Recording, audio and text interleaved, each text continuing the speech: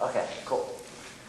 Okay, for gas laws, ask yourself, are you going from an initial to a final state? So is something changing?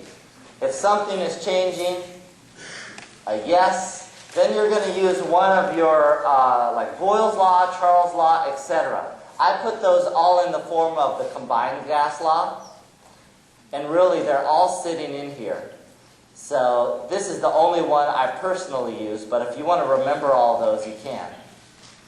And so then you make a little table for yourself where you go state 1 and state 2, P, V, N, and T, and you fill in this table with all the spaces.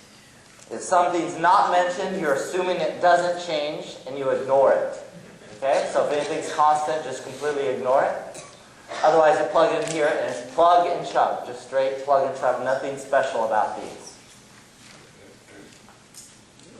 Okay. Otherwise, no, there's no change from initial to final state, and so you use the ideal gas law.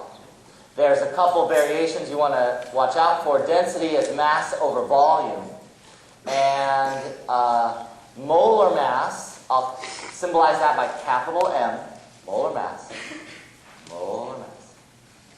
is mass divided by moles. So for example, we could give you an ideal gas law problem, but have you solve for density, or have you solve for mass. You want to know, usually we give you the ideal gas law equation, but not those second two.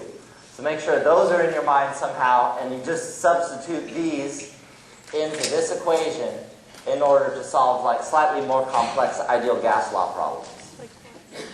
You want to watch out here on the left-hand side.